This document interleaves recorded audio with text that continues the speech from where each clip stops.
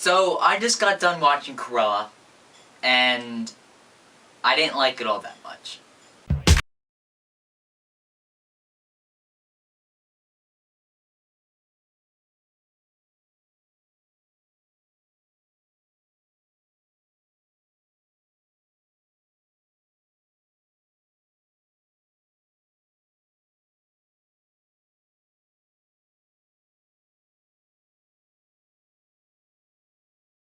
It is supposedly a origin story prequel to 101 Dalmatians, and it tells Cruella as a alter ego of Estella, and doesn't really work. So the first thing that I noticed right away is that this movie is set in the 70s. Well, the only problem with that is that 101 Dalmatians is set in 1958, and this movie starts in 1964 when Cruella is born. So it's not very true to the source material at all, and I'll explain more of that later as we get on, and that's one of the reasons I didn't like it. So, the overview of this plot is that Cruella's mother is killed, and she blames herself, even though it wasn't her fault at all. The reason that she is killed is because Dalmatian dogs, who are very vicious, who somehow live for like 22 years, are very vicious and knock her mother off of a cliff, and Cruella blames herself for that. I mean, Disney, you know she hates dogs, right? You know your own character. Do you even know your own character? Because her whole character is that she doesn't like dogs, and she makes coats out of them. And this movie just skipped over that. I mean, I don't know. So that's the plot. So she tries to get revenge on the girl that was standing next to her mother? Are you kidding me? How is that the plot when the dog killed her? Forget it. So, she's a little bit different. She gets bullied at school. She has black and white hair right away. That's her natural hair color. I don't know how it's not a natural hair color, but she's treated like a wizard in this movie, so that's not the least of my concerns for this. And she has a great relationship with her mom. She loves her mom. And that's really why she is mad and eventually wants to get revenge. So her mother dies, and that's not a big spoiler because it's literally listed in the plot. Let's talk about the good stuff before I get to the spoilers. So the good stuff that I really, really like with the music choices. If you don't know me, I'm a big 70s, 80s rock fan, and they played a lot of these movies, a lot of these songs, like the Rolling Stones had a couple songs in here, the Beatles, Queen. So very, very, very good song selections, I thought. Also, the fashion and the costumes in this movie, the costume department did a very, very, very good job, I thought. And that's the angle that they take on this, because Cruella wants to be a fashion designer. She wants to be that throughout the whole movie. Eventually, she gets the job. And, yeah, I'll tell you that right now, actually. She gets the job working for the Baroness, who is a very, very powerful lady in the fashion world. But before any of that happens, she meets Horace and Jasper after her mom is killed. And they're thieves, and Cruella is a thief. Don't get me started, she's not a thief. I don't know. It's an origin story, they can do whatever they want, I guess. And then she starts working at Liberty, and then Liberty is a fashion store, and then from there, she gets drunk one night and accidentally paints all over the walls, and the Baroness likes it so much that she hires her. And throughout this whole first part, the 70s aesthetic is really, really cool and really, really done well. I think this is where we're going to get into spoilers, because I can't really talk about anything from here if you haven't seen the movie. So go to this time marker if you really want to hear my overview thoughts instead of just the plot. For people that do not want spoilers or have seen the movie already, this is my thought on the spoiler stuff. So, the Baroness necklace has the necklace that Cruella's mom had, and then Cruella realizes, or Estella then, she realizes that the Baroness was the lady that actually killed her mother instead of the dogs. But then again, the dogs killed her mother, and she doesn't hate the Baron. She doesn't hate people. She hates dogs. Why is this not a thing in this movie that she doesn't like dogs? It's the #1 thing on her character. It's what drives her throughout the whole 101 Dalmatians movie, is that she doesn't like Pongo and Perdita. How hard is this for people to understand? But anyway, in this movie, she hates people instead of dogs, apparently. So she wants to get revenge. So her alter ego, Cruella, comes out, and one of the Baroness's fashion shows, she wrecks it and tries to take the necklace, and she's successful, and then she gets up in the news. Everyone knows about Cruella. She takes her dogs, because one of the dogs ate the necklace, so she just takes all 3 of the dogs. And at this point, I really thought she was going to kill those dogs. And I was hoping that she was going to kill those dogs. Not in a sick way, because, again, that's Cruella's character. Cruella de Vil would have killed those dogs for her goals. So, and of course in this movie she didn't, because that's not one of her goals apparently.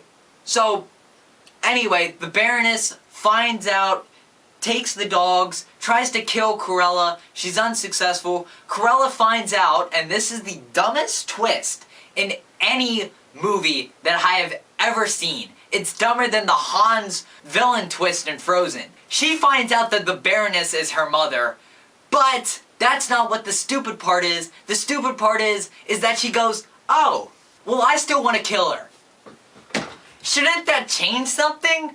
If it really meant that her being her mother meant anything to the story, this could have easily been avoided, and it wouldn't have been a stupid twist. It easily would have been avoided, and it doesn't add anything to the plot because her goals doesn't change.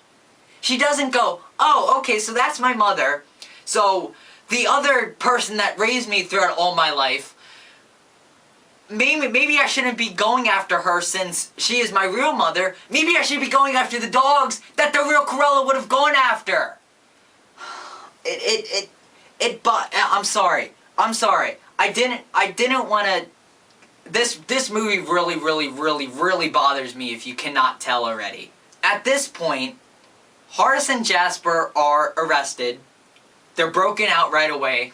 As soon as Cruella finds the news out that the Baroness is her mother, she breaks him out. And they kind of have to, because, they're in 101 Dalmatians, they can't die. Another Baroness party is going on, and Cruella decides to go in undercover and have everyone, because at this point everyone thinks Cruella's dead because she died, but she didn't. Don't get me started on that.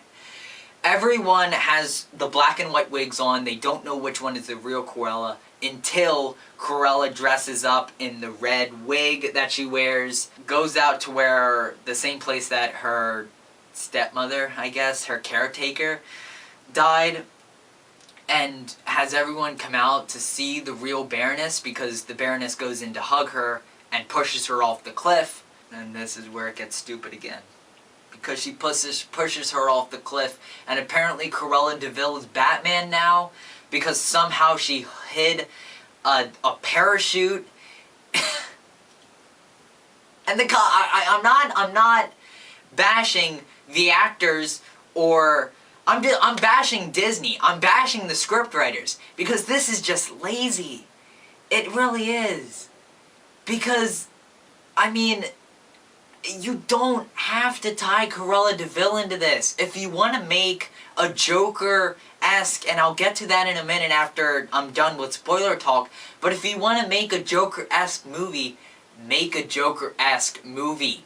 Stop playing the safe card with established characters that don't make any sense in the kind of movie that you're trying to tell. So, Cruella gets pushed off the cliff, the parachute comes out, she survives somehow, and then really stupidly, the Cruella narration decides to play that Estella is actually dead, but Cruella is a different person. Get out of here! Everybody, we're not that dumb. People watching this movie are not that stupid to think that Estella was actually a different person all along, and Cruella is actually this... Stop! Yeah, so the ending was just utterly ridiculous. So welcome back, people who didn't want spoilers. You missed an epic rant by me, but don't worry, there's more coming. Because she doesn't kill one single dog in this movie. Now, what is wrong with that? Explain to me how a character that kills dogs for her fur coats, how she doesn't kill an entire dog, one single dog, in her origin story. Explain that to me. Well, I guess I already have it explained, because this movie does not make any sense to the source material, because there's a post-credit scene that she delivers Perdita to Anita, and then Pongo to Roger. This movie is taking place in 1970s. I see what you're doing there. You're trying to tie it into 101 Dalmatians, but don't try to sneak it past us that 101 Dalmatians is set in 1958, and this movie breaks the entire timeline of this franchise. That is the number one thing that I hated so much with this, is because they tell you it's an origin story. They tell you it's a prequel to 101 Dalmatians, but it's not. And then this post-credit scene makes you believe that, oh, this is going to lead into the events of 101 Dalmatians, but it can't. Because you can't tell me that Cruella really thought that Anita and Roger were so perfect to each other that she predicted that Pongo would one day see Perdita on the street and then go, that's the perfect dog, that's the perfect human for my pal Roger. You cannot tell me that. After all that, I really do want to emphasize that the soundtrack is great. The fashion is great. The costuming is great. The actors do a nice job. The laziness is with Disney and the scriptwriters. Because Cruella is an alter ego in this movie that is driven to madness because somebody killed her mom. Now, what other character is driven to madness? Joker. They obviously wanted to make a Joker movie here. They wanted to make an ill person and tell that story. Fine. Do that. You don't have to tie in a character that literally makes no sense and then destroy that character because of your laziness, of not wanting to create an original character for one. Her entire thing is that she creates codes. Now, she does that in this movie. The thing is that she creates Dalmatian codes. And she kills dogs because of it. And one last thing. Maleficent did this too. Where you take a villain, you tell their side of the story, and Disney tries to make you feel like bad for them. Feel bad for them. How are you supposed to feel bad for someone when they're standing right beside dogs that you know she's gonna kill later on because she kills dogs in 101 Dalmatians? Now, this has nothing to do with the source material, but they want to tie it into 101 Dalmatians because Roger and Anita and Pongo and Perdita are in this movie. So you know that she's gonna kill dogs at some point, and she's probably gonna kill the dog that she owns. So how do you feel bad for someone that does that? I don't know. Please, if you enjoyed this, if you like this movie, good for you. Because you found something in this movie that I didn't. And if you did, or if you didn't, please let me know down in the comments and explain why. I would love to hear your guys' thoughts on this. Because, honestly, I think everyone should make their own opinion. I think, when it comes to movies, because everyone watches movies different, and movies are something that one might hate one, and another might love it. So, I don't recommend it to, really, I don't recommend it. I would give it a 4 out of 10. It's not worth the $30 on Disney Plus on Premiere Access. And if you enjoyed my rant for some reason, hit that like button and consider subscribing. It would mean a lot to me if you did so. And with that, I'll see you in the next one, and it'll be a much, much cheerful video. Have a magical day, everybody.